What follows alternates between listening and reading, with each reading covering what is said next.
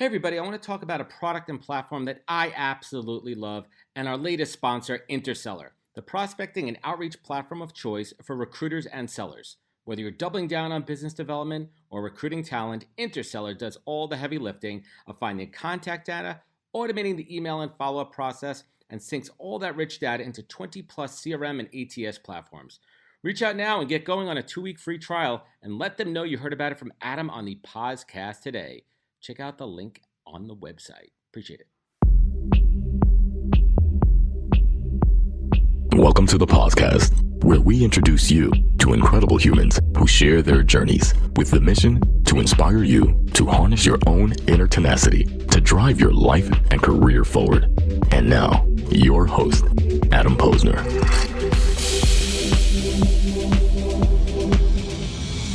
Hey everybody, welcome back to the podcast where I bring you the best and the brightest from the world of business, marketing, and personal growth to help you harness your inner tenacity and drive your career forward. Folks, today I'm thrilled to welcome my guest, Lindsey Pollak. She is a New York Times bestselling author and one of the world's leading career and workplace experts with a special focus on early career success.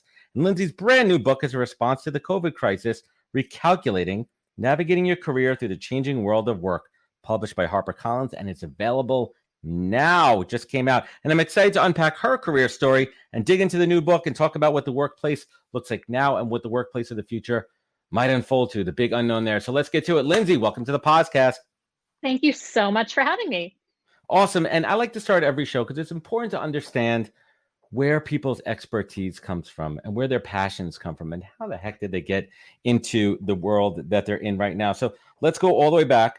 Let's go back to college. And back in college, you were inspired and you advised a lot of people on the same subjects. How did you first discover, back in college that people and leadership was your calling?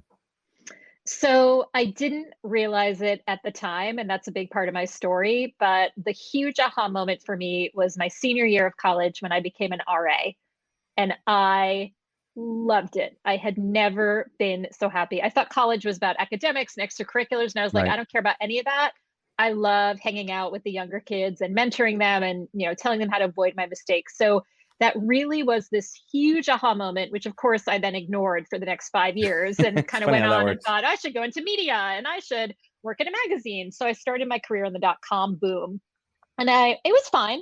I worked at a website called workingwoman.com, which I loved. I'd probably still be there, but it went bankrupt like a lot of .coms. And I had this gift that the CEO of the company, as we were like in bankruptcy, gave me my little purple Sony Vaio laptop and said, take this and start your own business. You can do it. Wow.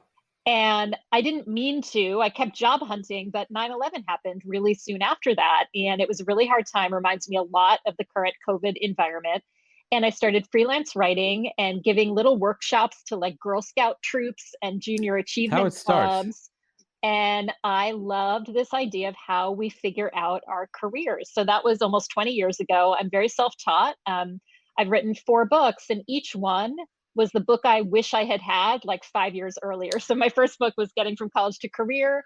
And I really kind of think of myself as building my career as an RA for life. So I probably would have been happy in student affairs or recruiting. I didn't know that stuff existed. I didn't know what HR was. So I now work with those people, and I kind of wish I had started there, but this is kind of how it turned out. Listen, it's a journey, and let's take it back. I mean, it's interesting. My brother was an RA at UMass, and I asked, like, what was that decision? Was it a financial decision? Because a lot of people, they decide to be an RA to, defer some of the costs of college. What was that reason? What was that? Hey, you know what? I'm gonna be an RA/narc. I mean, RA. Sorry. Well, that's what I love about it. You're sort of like just cool enough to get their respect, but they also know that you're narking. So here's the funny thing, Adam. I don't remember it being a decision. I remember it being like, of course I'm going to apply to be an RA. Like it was a natural calling. Yeah, I don't remember making the decision, which is really funny because everything else that I did, I remember sort of going for it. But this, I just feel like it was a totally natural transition. And what I do remember really, really acutely is loving it from the first minute. It was like, oh yeah, this is right. This feels good. And let's talk about, without giving names, but talk about a difficult situation you face as an RA that really, looking back now in the books that you've written, in the speeches that you've given, a big lesson learned as an RA that you've applied now? A big lesson learned as an RA is probably the line of confidentiality Hmm. and having to build really authentic trust with a client, but also knowing that it's in their best interest to get some additional support. So, kind of that fine line between confidentiality and really That's helping important. somebody who's in trouble. And that's guidance there. So let's focus on early careers. And I look back on mine, and I was lucky because I knew early on that I was going to get into business and marketing, but a lot of people don't know their passion. And they go to find that in college, the ones that do. And some do not go to college and they find their passions elsewhere. And looking back on it now, I kind of understand why some people jump around because they're trying to find their calling. How do you translate that into conversations with young folks, with millennials, people coming out of school, where you're not sounding like the old man or the old lady in the room? I told back in my day, I had an internship and I didn't get paid. Like, how does that conversation translate now? It's such a good point that the problem is not getting what you want. The problem is usually figuring out what it is Hmm. that you want. And in some ways, the more successful you've been in college or the better school you've gone to, it's harder because you have more choices. And so I find a lot of it is this sort of paralysis of choice, right? And so I do think then, and I try not to say in my day, but I absolutely always say I had no freaking idea what I wanted to do. And I didn't look at the signs. I didn't know. And often you're kind of constrained by who recruits at your school and what your Hmm. friends are doing. So the biggest lesson I learned, and it is my COVID message, is you cannot figure it out in your head, right? You have to go out and try things. And the only way I figured out what I wanted to do was by actually interviewing and getting jobs and either liking them or disliking them. And that's really the absolute only way to learn. 100%. I talked about that in a post the other day, my experience at American Express, how I thought it was going. I mean, it was kind of weird. Like I kind of had a hesitation before I even joined, but I did not enjoy American Express. I didn't enjoy my time there. Some good people, some people I liked, some people I didn't like. But for me, looking back on it, I learned what I didn't like from a job function, a job role perspective. I didn't like the numbers. I didn't like the financial element of it. I didn't like the corporate culture there. It just wasn't for me. And now I knew moving forward what I wanted to do. But you talk about young folks entering the workforce, and it's tough. Some of them jump at that first job. They listen. They have many voices in their head. They don't know what they want to do. And I think it's fantastic advice to say try something, because nothing's forever. Right. I mean, job hopping is still a thing, but I think it's being perceived much more from a recruiter standpoint of, hey, listen, they tried something. It's young in their career. I did that. You did that. Let's not, exclude or judge somebody on that. There's so much more forgiveness. I remember being told if you leave a company before a year or even 2 years, 2 years. you will Yeah. be blackballed. And that is completely not true anymore. And I love what you said about American Express. It is really a good outcome to realize I don't want to do that. And I think people see it as a failure, but I actually think it gets you closer to success. But you don't know that when you're in the moment. Right. When I was American Express, I just remember every day dreading going to work and dreading, oh my God, I'm gonna have to sit in front of this whole team now and go over the financial reports and the monthly. I'm like, I hate this stuff. I absolutely hate this stuff. I don't want to be doing it. I want to talk a little bit about leadership, and you speak about the differences in the leadership styles between boomers and millennials. Let's unpack that a little bit, right? Let's unpack, I think it's important where the influence came from and how that kind of shapes their leadership styles. Love to hear your take. Yeah, absolutely. So my previous book was called The Remix, about the multi-generational workplace. And the reason that happened, again, I didn't mean to learn about the topic of that book, but as I study early career, you start to realize that everything is informed by the generations that came Mhm. before you and whether people perceive you as different or the same. And what a lot of people kept saying, I'm a Gen Xer, but Mm. what a lot of people kept saying about millennials is they're so different. And so I had to learn, well, what are they different from? And what I realized was, as a Gen Xer, I had been so indoctrinated in the leadership style of the baby boomer generation, which, by the way, is the largest generation ever in the United States, even larger than the millennials. Millennials are larger now, but they never grew as big as the boomers. And it's That was a, fast. or as I mean, it was fast. And that is post-war. a I mean, it was crazy. Yeah. tremendously influential generation. And that was about power, that was about hierarchy. It was certainly very white male dominated, and every boss I ever had was a baby boomer. And so, what you start to see is that generation is this really funny mix of kind of idealistic, 1960s stuff, plus very competitive, because when you have overcrowded classrooms and you have lots of siblings and you have this huge generation, people's elbows get a little bit sharp. So I think the sort of, dynamic that I always think of the boomers is the sort of Steve Jobs versus Bill Gates. We want to change the world, we want to do huge things, but we want to kill each other, while we're doing it. That's a very boomer mentality. And what a lot of millennials say is, I want to be successful, but that doesn't mean destroying the competition, or I Right. want to be successful and I want to build a great company culture. And so the difference is not the level of success or the ideas or the innovation, but I think the difference is, why can't we make a bigger pie instead of kind of destroying the Coke versus It's, Pepsi, right? Microsoft versus Apple. I don't think that fits as much with the millennial mentality. I completely agree, and I see it. But like, where do you think the challenges are? I see a lot of young folks that are moving up into leadership positions, and I see that they just weren't groomed. I don't know. Again, sound like the old man. They weren't groomed the right way to understand some of those leadership principles. What do you think the failing is in I don't want grooming to call people it to be, failing. or maybe just that, are they not in the right environments? Are they not surrounded by good people leaders themselves? Where do you see the gap? Yeah, I mean, there was a great statistic in the Harvard Business Review that the average age somebody becomes a leader of other people, a manager, is 30, and the average age at which they receive any training whatsoever is 42. And so there's this like that math is not huge adding up.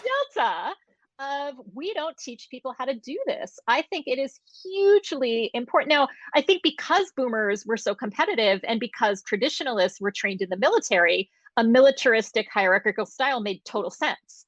When you don't have that militaristic hierarchical training, it's like, well, if I don't have power because of my position, why are people going to listen to me? Oh, I better be a leader worth following. And Authoritative. we didn't teach people how to do that. So I'm actually a really big fan of going back to the basics of the 1-minute manager, 7 habits of highly effective people. It's not hard to learn how to be a good manager, but you have to be deliberate in doing it. And I also think millennials see everybody as a leader and personal leadership. And I think that's a good thing. Huge point.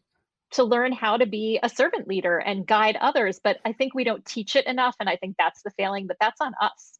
It is. And the other piece that's really hard is the concept of feedback, giving it and receiving it. And I'm of the mindset of, when I give feedback, solicited feedback. Actually, I have an idea for another podcast. It's going to be called Unsolicited Feedback, but that's a story for another day. But when you talk about feedback, being able to give radical candor feedback in a way that's constructive, that's forward, and creating an environment where the other person feels comfortable receiving it. And then as a receiver of feedback, understanding that this person is coming from the heart, they're coming from a good place, being able to not take everything personally and internalize it. What are your thoughts around feedback? It's really hard to not take it personally. And so you have to have a relationship of trust, right? If you're my manager and I like you and I trust you and I really believe you have my best interest at heart, it's going to be a lot easier to take feedback from you. So I think we have to really build that trust. I love Google's Project Oxygen, the management study, which showed, it's basically a study that showed what is it that makes a successful manager. And this was at Google, where they're super data driven, right? And number one was, my boss cares about me. Number 2, we have one-on-one time together, right? So it's it was emotional this, like, relationship, emotional and relationships, human trust, the basics. Human. So I think we have to go back to that. And in a virtual environment with COVID, even more. Like, the number one factor of whether employees feel engaged is whether their manager turns their camera on when they talk. It's whether we have one-on-one time. So I am the biggest fan of the 1-minute manager, because it takes all the drama away from feedback. And it says, every day we have such a good relationship that I catch you in the moment doing something right. And I say, Adam, really like how you redid your shelves. And Adam, next time I think you should do X, right? So it's just that relationship of trust over time, as opposed to the one annual review where it's the monthly check-in, continue feedback. That's excellent. So let's shift. I want to talk about, the first book that you put out, The Remix, How to Lead and Succeed in the Multi-Generational Workplace.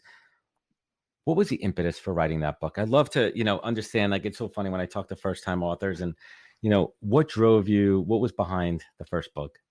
So that was actually my third book. Oh, geez, sorry. That's okay. My first book, I'll tell you the story and I'll get to it. My first book was called Getting from College to Career, and it was kind of like my RA manifesto. I wrote it, no idea if anyone would buy it, about what I wish I had known when I went from college to career. And I interviewed a bazillion people and told all my failures and stories because I wanted it. My second book was called Becoming the Boss, which is about becoming a first-time leader, because I didn't know how to do it. And so I researched it. And The Remix, the book that you asked about, was that I had always specialized in early career. And I love that niche. I'll be in that niche forever. But I realized you can't just keep your eyes down in your lane and No. not look at what else is going on. And so I said, I got to figure out what's the history here? What led to this moment in time? And why do I feel as a Gen Xer that I really am different from the millennials and the Gen Zs? And then recalculating the new book was, when COVID hit in March of last year, and I was sitting there and went from a full calendar of speaking gigs to a completely empty calendar and said, how am I going to get through this? What am I going to do? And I thought, all right, go back to your original playbook. When you're not sure what to do, you research it. And so that's exactly what I did. So that's always been my model, is what book is missing from my shelf that I wish I had. Oh, I love that approach. But let's talk about the multi-generational workforce. I mean, right now, I think, correct me if I'm wrong, I think there's at least 3 or 4 generations that are currently working. 5. And the interaction, the engagement, some of them are very similar, but there's differences. And you're also in a place now where you have boomers and what's the newest one out right now? I don't even know what it is right now. Gen Z is the youngest, but then our kids are probably what they're calling Gen Alphas. Right. So the Gen Zs, they're 21, 22, entering corporate America. That's a huge gap. They're basically, reporting all the way up to their parents, and it's a different dynamic. How are you seeing, these senior leaders adapting a positive way and being open to, all right, this is the new way. This is, we have to be more hands-on. We have to be more, emotionally cognizant, that EQ element of it. What are you seeing out there, and how are you coaching some of the senior leadership to engage with the younger workforce? Adam, I'm so glad you asked the question in a positive way. What are the opportunities as opposed to the challenges? Because that's how I really like to see it. So there are 5 generations in the workplace. The reason is not because young people are coming in. Young people have always come in. Always. That's just the flow. That's the flow. The difference is people are working into their 70s and 80s. Yes, the retirement age isn't 55 like our parents, and they're in unions and in careers for 20 years, and they hit their mark, and that's it. That's exactly right. So we have the more financial stability is not there. It's not. Yeah. There are more people over the age of 85 working today than ever before. People are working longer, some because they have to, because of financial realities. I think COVID is going to lengthen that even more. And some because they want to, because they're vibrant and they want to stay engaged. So I always say, look, we're more alike than we are different as human beings. The difference is in the expectations you bring to the workplace. So if I am a baby boomer, I expect that I will probably be on site, that I will probably have a desk, that I will probably interact. If I am a Gen Z, I will expect that you will give me high-speed Wi-Fi and that you will probably interact with me on Slack. Doesn't mean we're different human beings. It means that I expect something different. As a Gen Xer, I didn't expect most of my bosses to be women. Today, I would probably expect, coming into a company, that half of leadership would be female. It's again, not right or wrong, good or bad. It's that the times you engage in, and where I've really seen this with COVID is, I told you my story about, losing my job right before 9/11. Have I ever been through a pandemic? No. But have I been through a really tough national tragedy that I was very similar? Very similar.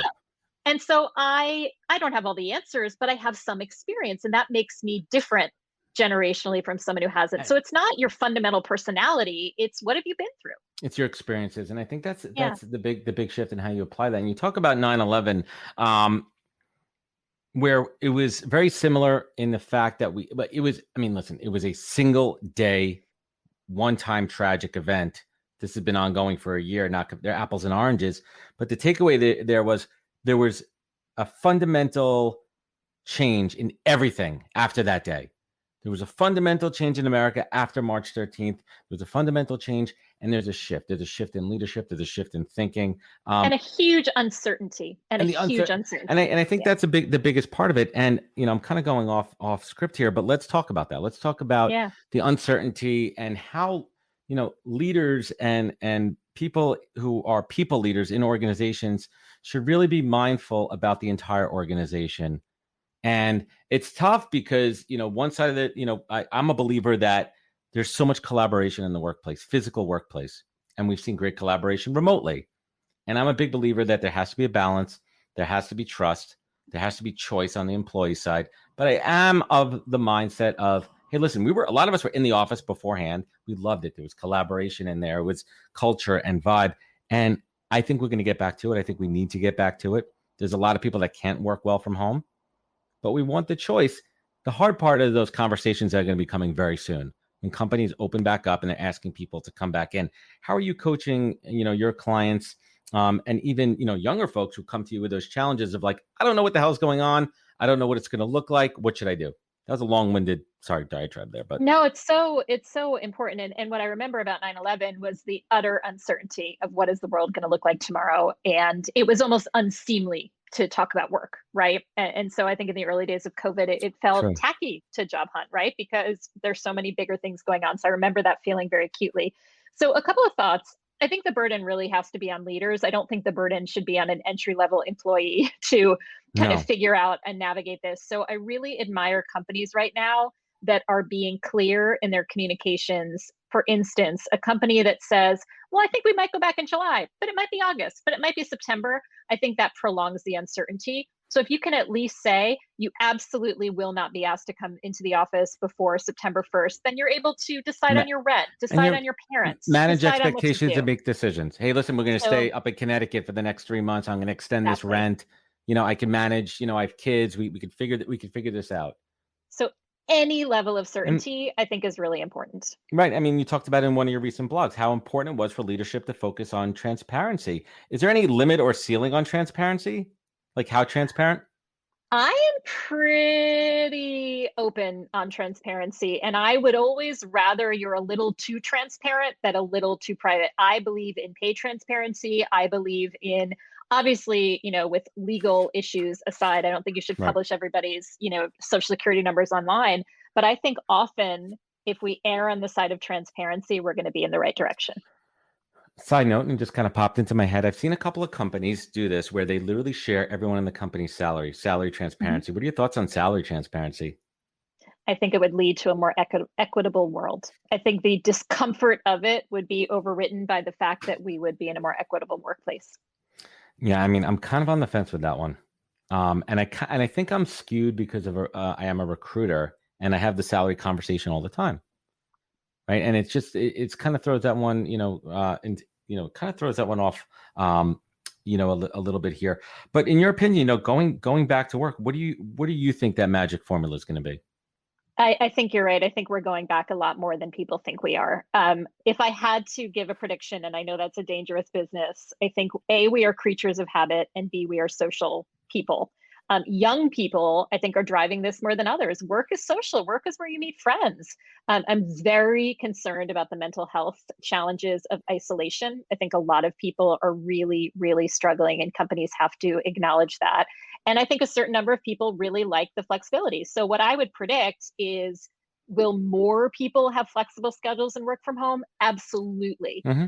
Can it be a differentiator for a company? Let's say you're recruiting two different companies, and one says, you know what, we're going to allow people to be flexible, and the other says, we're going to call in the office. That gives employees more choice. So I think in some ways it can be a differentiator. Do I think the whole world is changing and we're all going to work flexibly? I don't. No, and there's a lot of other pieces there too, namely real estate, lots of investments into that. A lot of jobs it's really important to be on site, especially from a culture standpoint. So let's transition and talk about, the new book, Recalculating. You spoke a little bit about the impetus that you were, had this time on your hand, but where was that first kernel? Was it going back to the idea of, all right, I know from my experience through 9/11 that folks coming into the market, folks young in their career are going to face a lot of new challenges, and I have some wisdom to share. Was that it? I mean, talk to us a little bit around the impetus of the book. Yeah. So I was sitting in my apartment in New York City looking out the window. And I have to tell you, I've been fortunate to write 4 books. I've always struggled with book titles. And this one, the title came first, which has never happened to me before. It's a sign, Lindsey. I knew I wanted to write about what was going on. I had started writing a lot of more LinkedIn posts, but I wanted to do a book. And I was looking out the window and I saw cars. And I thought of that moment, where this is going, when you're driving down the highway and your GPS says recalculating. And I thought COVID is like this huge global moment when every single person on the planet was just driving along, doing their thing. And suddenly the GPS was like, nope, you can't go that way anymore. Every one of us. Every single person. I was perfectly happy in my business. I didn't want to write another book. I was fine. And so when I really thought about it, because I love a metaphor, I thought I always actually feel kind of comforted when my GPS says recalculating, because what it means is it's okay. You can still get where you want to go. You just have to do it differently. And so I thought, all right, how are people going to do things differently to get where they want to go? And that was how the book was born. Yeah, absolutely. So let's talk about the career search, how it's changed. On a very tactical level, for the last year, there's not been on-site interviews, making it very difficult for both sides of the candidate hiring equation. One, the candidate cannot see the physical office; they cannot meet the people in person. The interviewer is missing the body language; they're missing that real human connection. Distractions, many different distractions there. And then we talk about the talent migration. I spoke about it in a LinkedIn post the other day. To your point earlier, there's folks that are going to want to be on site in the future, people that are wanting to be remote. There's so many unknowns here. How has the early career guidance changed in the last year? So remarkably, a lot is the same, right? I think the process of discovery is very similar. I think you have to still research Correct. employers. There are a lot of, online career fairs are not ideal, but they exist. I still recommend for young people to go to their college career center, even many years after you've graduated. You can still access that. So that's all the same. Strong alumni networks. Strong alumni networks, networking, et cetera. What is different is it's now entirely mediated through technology. And the message that I give people is don't just wing it and say, well, I'm used to networking in person or interviewing in person, so I'm just going to translate that online. It is a different skill that is learnable. And so all you have to do is practice, which is practice looking into the camera. Most companies will give you the software in advance, or they're just using Zoom. So look and see, am I looking into the camera? What does my box look like? How is my lighting? Am I answering questions in a right way? Have your answers prepped. Even with job hunting, all I've ever said is it's all about the preparation. It's all about the research. So if you're going into an interview, for example, they're going to ask you, what's your biggest weakness? What are your salary expectations? Don't wing it. Do the work in advance, and that includes getting used to the technology. No, absolutely. And that's a piece of advice I give for anyone in their career. When an opportunity comes their way, some folks feel like, you know what, I'm happy where I am. I don't feel like going anywhere, but let me just take this call. And they don't put in the research and prepare for it. Next thing you know, they call me as a recruiter, like, shit, I should have done more work. I should have prepared because I really like that opportunity. I think I butchered it. And then I go to the hiring manager and right on cue. That person had a great background, but they were not prepared. They didn't come with good questions. And that's another piece I say too. At the end of every interview, I ask a candidate, do you have any questions for me? And if you do not have a single question, there's no bigger red flag. I might immediately exclude you from the search. That's your moment to shine. That's where you show off that you've done your homework. Yeah. What are some of those really good, insightful questions, like kind of those secret questions? I'll tell you mine after you tell me yours. Okay, so there's two that I like, and they're not specific, but they're conceptual. You've got to be following a company on social media for, from the minute you are interested or find out you have an interview, and then you pick something that you've read about the company and you ask the specific question. So, I saw in The Economist that you have a green initiative. I'd love to hear more about how this job might work with that. So use something from the news or that they've shared in social. The second, I cannot take credit for. It's Ian Siegel of ZipRecruiter. He said, visibly take notes during the interview. And when it gets to the question, refer back to something that the interviewer has said and ask a question about that. So those shows are the you're two paying tricks attention. I like. Yeah. Shows you're paying attention. So there's a couple of go-tos that I like. The first one is, what does success look like in this role in the first 30, 90, 120 days? Because that'll enable you to understand, are you being thrown into the fire right away? And some people work well with that, and that's what they're looking for, and you're managing that expectation. Or you know that you're not going to be set up for success, and you can make that judgment call on your own. If they're looking you to come in right away and do X, Y, and Z, you're going to ask, how am I going to be set up for success? What does that training look like? What is that onboarding? That's really a proactive question. And then when it comes to culture, I love to ask this question all the time for multiple reasons. I ask towards the end, Lindsey, what do you love most about working at this company? Because that's going to elicit a genuine human response from somebody and make them really think about why they love working here. 9 out of 10 times, it's going to be the people. That's going to be the answer. And that's what you love to hear. And then you love to kind of dig into that a little bit. Lindsey, who is this book for?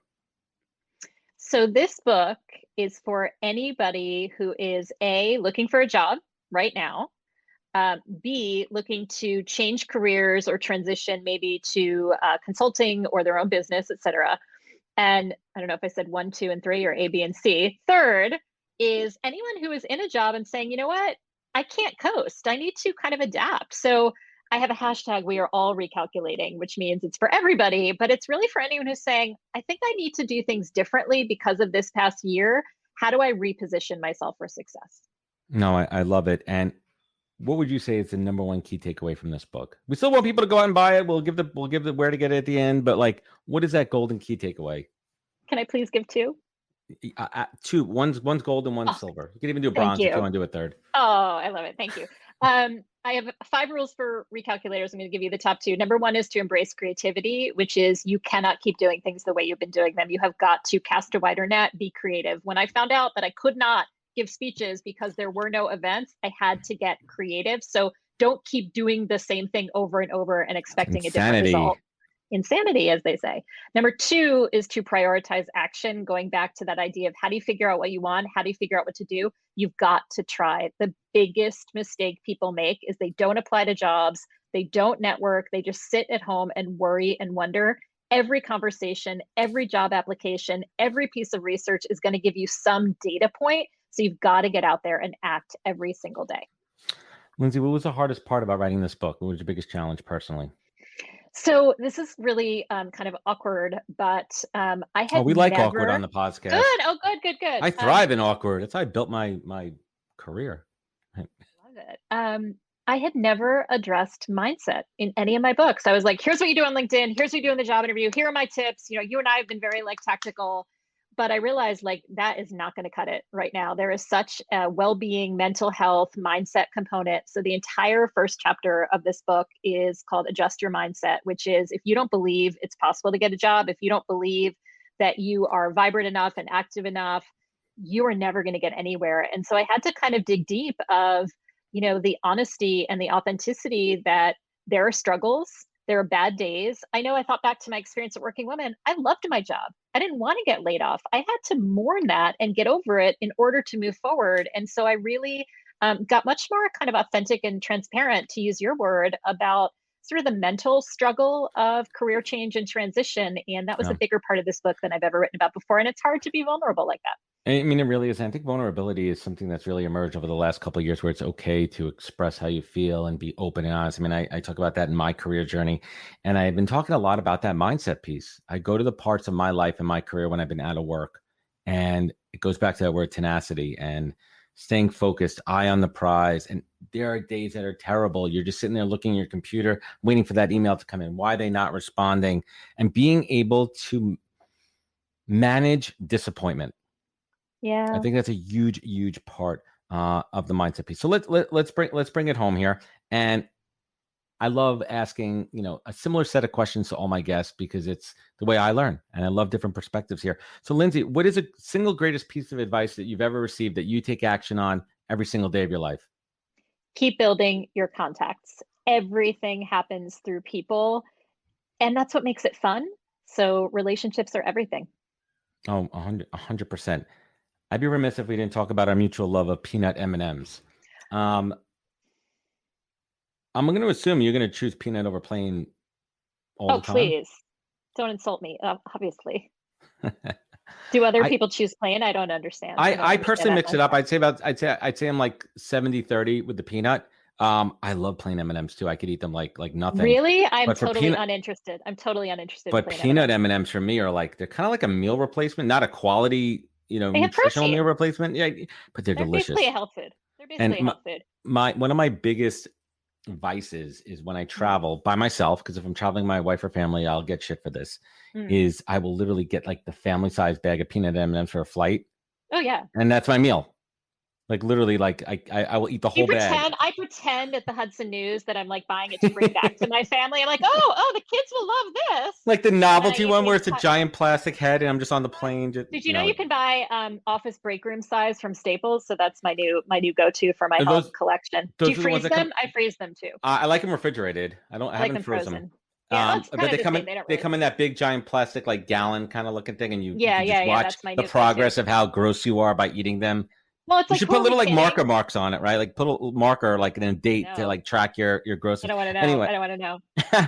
And, Lindsey, you know, what would you say, you know, you do better than anybody on this earth that makes who you are? What is your superpower? Oh, I love that. My goal, and I hope I achieve it, is to take what I learn and translate it so that other people can learn from it. Oh, that's huge. And we've been talking a lot about the crisis, the pandemic. Yeah. I like to focus on the good, and I like to talk about silver linings that have come out of the pandemic. And I love if you could share one personal silver lining and one professional silver lining that you've experienced over the last almost 13 months. Oh boy. Personally, I'm going to go with friendship. I've gotten a lot closer to some of my friends. We go on walk and talks. So that's been just a tremendous joy of the pandemic. It's always hard to find that time in real life. And I think we've all kind of carved that out.